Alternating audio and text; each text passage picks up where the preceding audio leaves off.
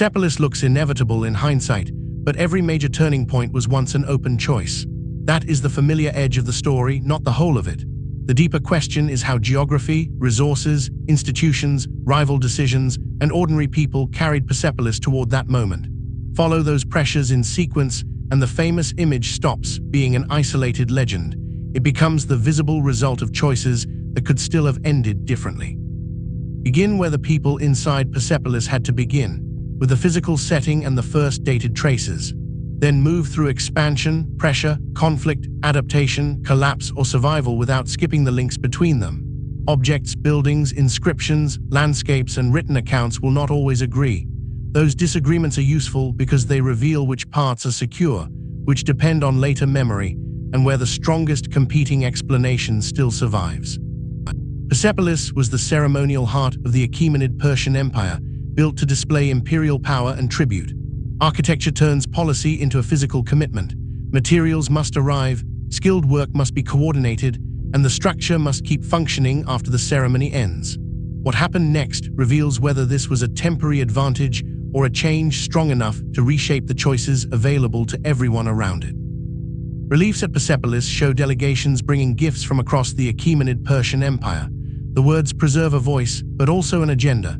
Date, audience, authorship, and the reason the text survived determine which parts can be treated as testimony. For the people living through it, the shift appeared as work, food, tax, danger, movement, status, or protection long before it became a sentence in a chronicle. Workers' tablets record rations and labor, revealing the administration behind the palace terraces and ceremonial display. What survives is the final layer of a longer process of quarrying, transport, measurement, labor, repair, and control over access. The scale is visible in repetition. One trace can show contact, while the same pattern across several secure contexts points to an organized system. Alexander's forces burned parts of Persepolis, but its inscriptions and reliefs still preserve the empire's political message. Official language often describes the world as authority wanted it to appear. Archaeology tests whether administration and daily practice match that public message. This is where the public image and daily reality meet, because a decision only became history when other people built it, funded it, enforced it, or resisted it. The earliest remains of Persepolis date back to 515 BC. The object matters most in context. Its layer, neighboring finds, signs of repair, and route into a collection can strengthen or sharply limit the conclusion. The turning point was not automatic. Different choices remained open, and each depended on resources, information, alliances, and risks that were unevenly shared. Complex was taken by the army of Alexander the Great in 330 BC, and soon after, its wooden parts were completely destroyed by fire. The clash itself was only one part of the contest. Supply, terrain, allies, ships, money, and the ability to replace losses determined whether victory could change the war. Independent sources do not need to tell the same story in the same words. Confidence rises when different kinds of evidence converge on the same sequence. The inscription left in 311 AD by Sasanian Prince Shapu, the son of Hormizd II, refers to the site as Sad Stun, meaning 100 pillars. A later copy can preserve real memory, but the time gap matters whenever the account supplies exact speeches, motives, numbers, or blame. The consequence matters more than the slogan because it shows who gained room to act, who lost it, and which pressure carried into the next stage. André Godard, the French archaeologist who excavated Persepolis in the early 1930s, believed that it was Cyrus the Great who chose the site of Persepolis. Sacred institutions could organize calendars, wealth, diplomacy, law, and public identity, making ritual inseparable from political and economic power. A dramatic interpretation is strongest when the missing motive or conversation is left missing instead of being filled with invented certainty. Around 519 BC, construction of a broad stairway was begun. Rebuilding and reuse are part of the story because later rulers often changed an older monument while borrowing the authority already attached to its site. The next generation inherited more than the event itself. It inherited damaged or protected roots, institutions, memories, skills, and political limits. After invading Achaemenid Persia in 330 BC, Alexander the Great sent the main force of his army to Persepolis by the royal road. A campaign could destabilize the system behind it. Unpaid troops, exhausted allies, debt, and rival commanders often carried conflict back into domestic politics. That longer afterlife explains why a decision that looked successful in the moment could create a vulnerability visible only years later. Diodorus Siculus writes that on his way to the city, Alexander and his army were met by 800 Greek artisans who had been captured by the Persians. Military power reached far beyond the battlefield.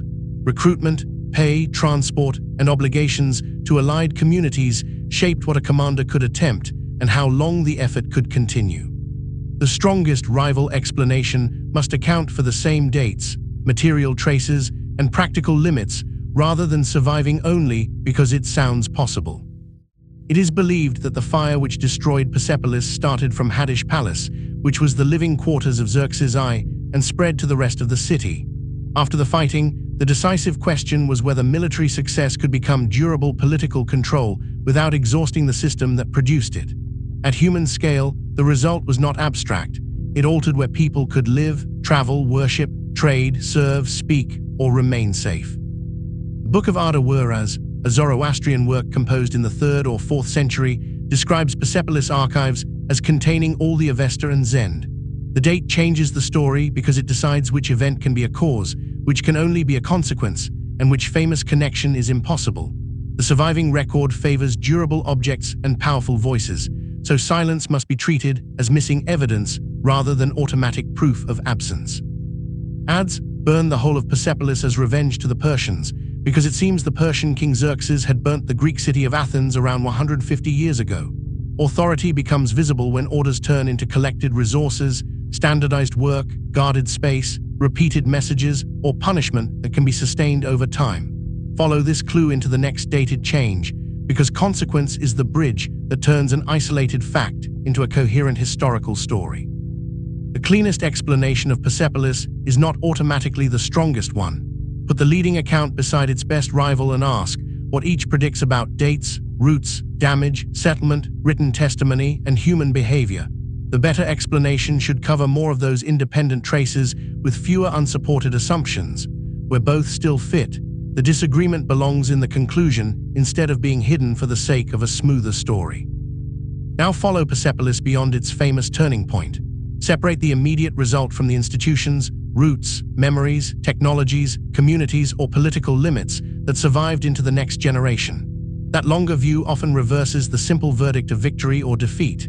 It shows whether the event transformed a system, interrupted it briefly, or created a new problem that later rulers inherited without fully understanding its origin.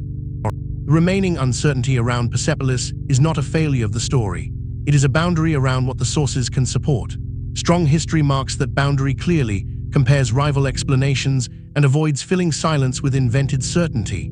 That honesty makes the confirmed evidence more powerful, not less dramatic. It also identifies the next inscription, layer, date, or scientific test that could genuinely change the conclusion. The lasting importance of Persepolis is not one isolated fact. It is the relationship between physical evidence, organized power, human choices, and the consequences that followed. Once those layers are kept together, the past stops looking like a legend and starts looking like people solving problems under pressure with imperfect information. Return to the opening clue and notice how much more precisely its meaning can now be stated.